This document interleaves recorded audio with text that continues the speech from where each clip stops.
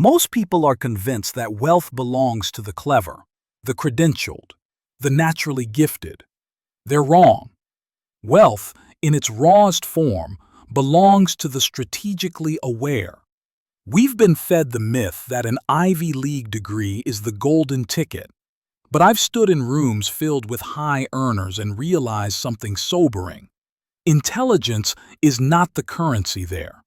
I watched a man stumble through a presentation, zero charisma, zero wit, yet he was casually clearing $1 million a month. That's when my paradigm shattered. Most smart people paralyze themselves with risk calculations, but the strategist only asks one thing: can the consequences destroy me? If the answer is no, he moves. Welcome to the invisible driver, where there are truths that society doesn't want you to know. Most people are under the illusion that a high IQ is a golden ticket to wealth.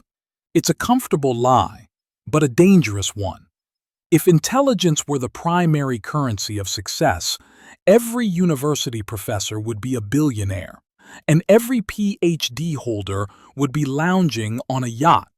They aren't. The truth is, intelligence can be a trap. I call it the analyst's paralysis. The overly intellectual man sees 100 ways a venture could fail.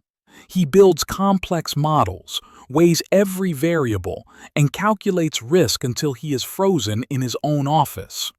While he's busy studying the terrain, someone with half his IQ but twice his aggression has already seized the market. Think about the professor versus the hustler dynamic. The professor spends years studying the macroeconomics of a local industry, eventually concluding the margins are too thin to act. Meanwhile, a man who can barely explain inflation buys the asset, fixes the problems, and starts extracting cash from the neighborhood. The lesson is simple. Strategy eats intelligence for breakfast. Fortune does not reward the man with the most data. It rewards the man who moves before the data is even available. Machiavelli knew this. Acting and repenting is always superior to hesitating and being devoured by time. But movement alone isn't enough. To truly dominate, you must understand where to direct that motion. You have to move toward what actually matters. Which brings us to the most misunderstood concept in the game of money: the currency of pain. Money does not chase effort. It never has, and it never will. If grinding 14 hours a day made you wealthy, the construction worker and the cleaning lady would be the richest people on the planet. They aren't. To the world, your sweat is worthless. What the world actually pays for is the removal of friction, the elimination of agony. I call this the currency of pain. Wealth flows in direct proportion to the severity of the problem you solve. In the American market, we distinguish between two types of businesses: vitamins and painkillers. A vitamin is something that's nice to have. It makes you feel a little better over time. A painkiller is something you'd crawl through glass for. If you have a mild headache, you might buy an aspirin. But if you have a toothache that's keeping you awake at 3 a.m., you will pay any price to any dentist at any hour to make it stop. Most failed entrepreneurs make the same fatal mistake. They build vitamins. They fall in love with their passions and ideas, creating products that solve problems no one is actually crying about. They solve minor inconveniences and wonder why their bank accounts are stagnant. The strategist asks a different question. Where is the blood? Find a system that is hemorrhaging money. Find a person who is losing sleep. Find a business that is being strangled by its own inefficiency. When you become the person who stops the bleeding, the world stops asking for your credentials and starts opening its wallet. But here is the catch. To find these high-level pains, you often have to start exactly where most people's pride won't let them go. You have to be willing to look at the dirt. This leads us to a strategy that sounds like a defeat, but is actually a coup: weaponized humility. Pride is a tax that poor people pay to stay poor. They refuse to do low-status work because they're terrified of how it looks to their neighbors. But the strategist knows better. We use weaponized humility. We treat the bottom of the ladder not as a permanent residence, but as a Trojan horse. Think about a janitor working in a high-stakes hedge fund. To the elite traders, he is invisible. He's just part of the furniture. But because he is invisible, he hears the conversations they think are private. He sees the trash they throw away. He observes the habits of the winners and the desperation of the losers. While everyone else is busy protecting their ego, the man with weaponized humility is busy gathering intelligence. I remember a story of a man who took a job as a basic driver for a tech mogul. He wasn't there for the paycheck. He was there to hear the phone calls. He wanted to know how a billionaire negotiates, how he handles a crisis, and who he trusts. 2 years later, that driver didn't just have a salary. He had a blueprint for a $10 million empire. The lesson? Never let your pride block your view of the scoreboard. There is no shame in labor, only in stagnation. If you are too big to serve, you are too small to lead. Machiavelli warned that those who fear discomfort will never be feared themselves. You must be willing to be the help today so you can be the master tomorrow. But to sustain this long-term play, you can't be desperate. You need a buffer. You need the ability to walk away or double down when the timing is right. This is where we move from the mindset of the servant to the arsenal of the king, by securing your financial oxygen. Most people think savings are about safety, but safety is for the weak. In the game of wealth, savings are not a retirement plan. They are financial oxygen. Imagine you're underwater. Your only thought, your entire existence, is focused on the next breath. You aren't thinking about strategy. You aren't thinking about legacy. You're just trying not to drown. This is exactly what it feels like to run a business or a career while you're broke.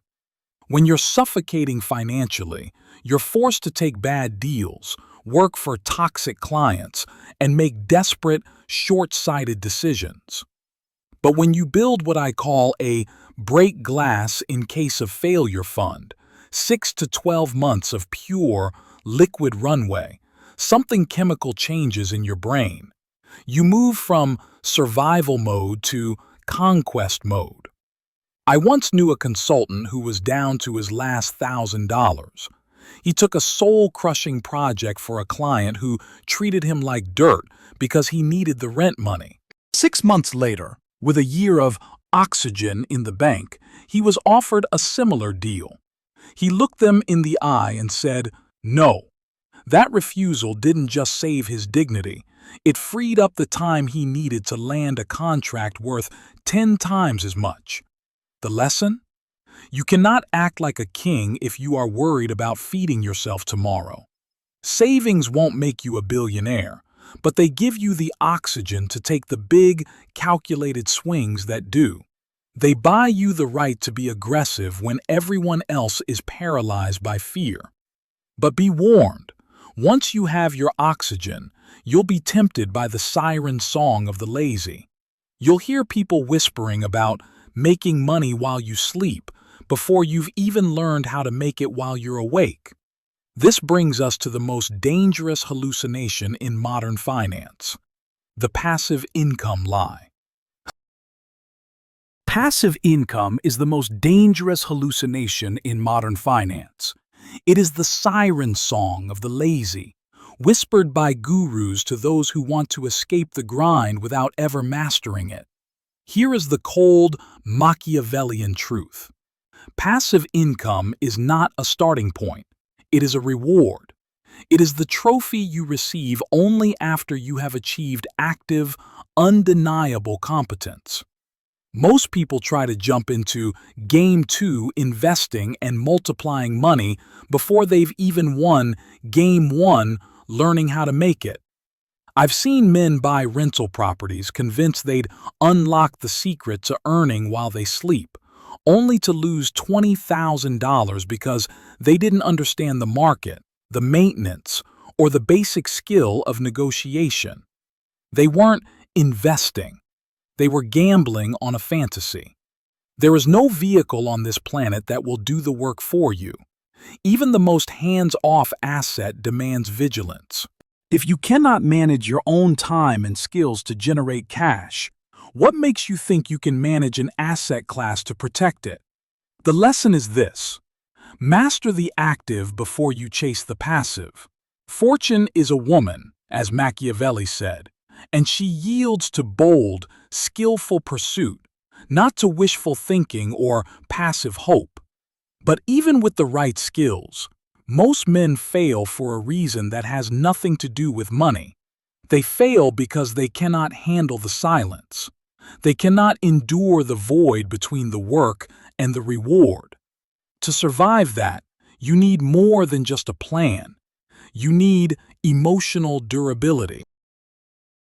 The most successful people I've met aren't the smartest. They are the ones who can survive the longest winters. I call this emotional durability, the ability to withstand boredom, embarrassment, and silence without quitting the game. Most wealth is not created through a sudden flash of brilliance.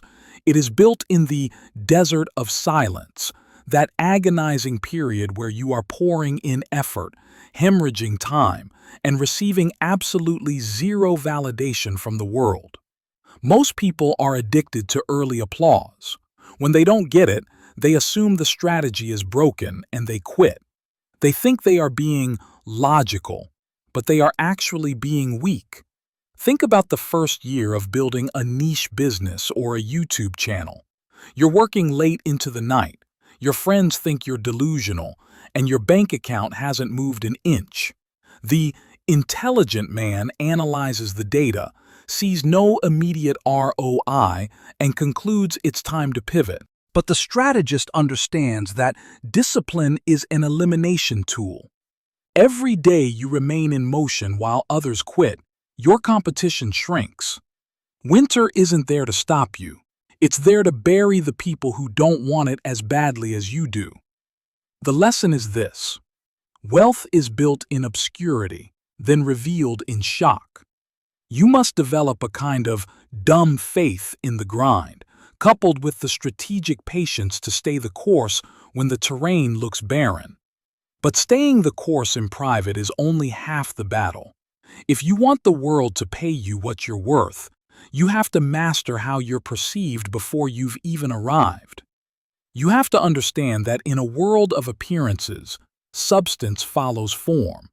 This is what we call the architecture of authority. Machiavelli observed a sobering truth. Men in general judge more by the eye than by the hand. This is the foundation of what I call the architecture of authority. In a world drowning in noise, people do not have the time to audit your soul. They look at the structure you have built around yourself and decide in seconds if you are a king or a commoner. Most people mistake this for faking it until you make it, but the strategist knows better.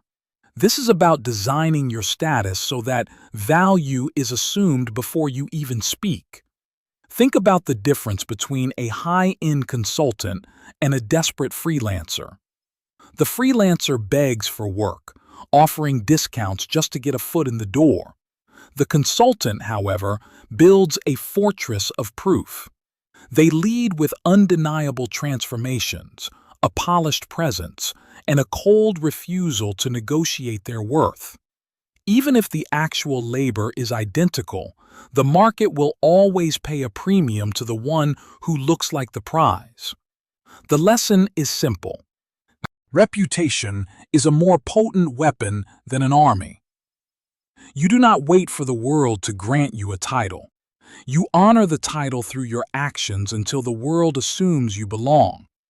When you align your perceived status with real-world excellence, you create a gravity that pulls money and opportunity toward you without effort. But as you begin to build this authority and your empire grows, a new predator will emerge. It won't come from your competitors or the market. It will come from within your own mind. If you aren't careful, you'll start looking at the treasure in other men's pockets, and that is when you begin to pay. The envy tax. Envy is not just a moral failing, it is a strategic disaster. I call it the envy tax. Every second you spend counting the money in someone else's pocket is a second you aren't spending filling your own. Your focus is your most valuable currency, and when you spend it on resentment, you are literally paying to stay exactly where you are. Most people are so obsessed with fairness that they will walk away from a deal that would make them wealthy simply because they realize it would make the other person wealthier.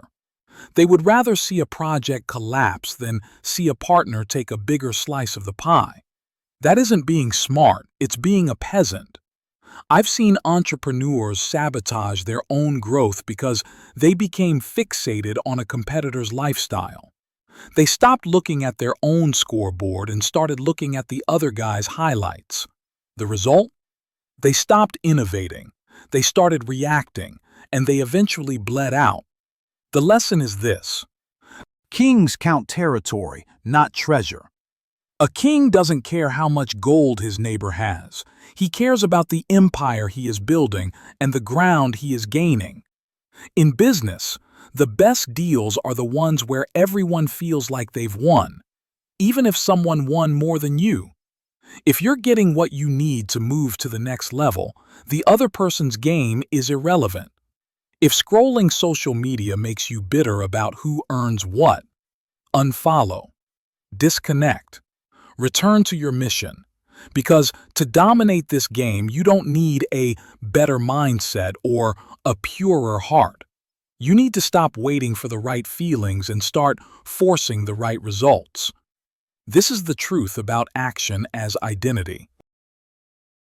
There is a massive lie circulating in the self-help world, that you must feel like a winner before you can win, that you must manifest a millionaire mindset before the money arrives. Machiavelli would laugh at this. In the real world, power is never granted by your thoughts. It is seized through your exertion. I call this action as identity. Most people stay stuck because they are waiting for confidence to strike them like lightning. But confidence is a lagging indicator. It is the ghost that haunts the house you've already built. I spent years reading books on wealth consciousness, trying to rewire my brain while my bank account was hemorrhaging. I even fell for the abundance trap, giving away my groceries to the homeless, thinking I was signaling the universe to send more. Nothing changed. I was just hungry.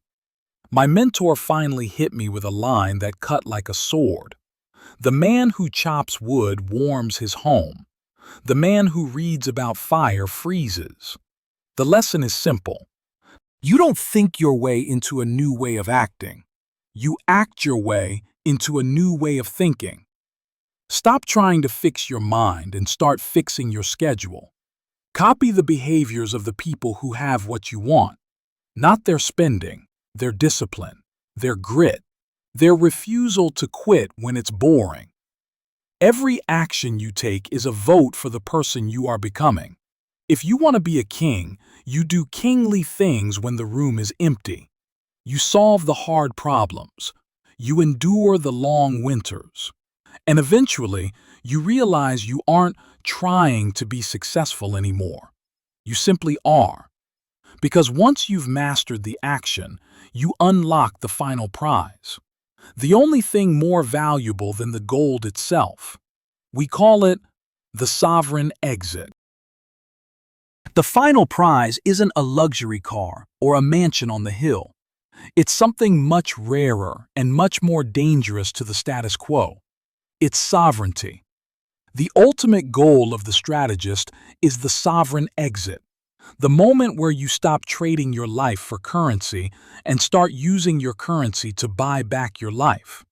Machiavelli understood that those who control time control outcomes.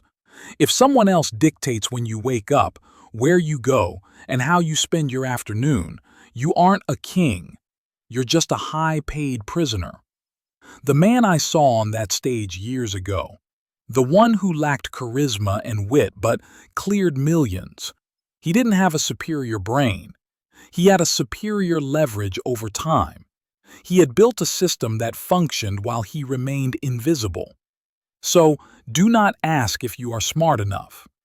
Ask if you are willing to endure the silence, solve the pain, and master the game long enough to own your clock. Wealth doesn't belong to the brilliant.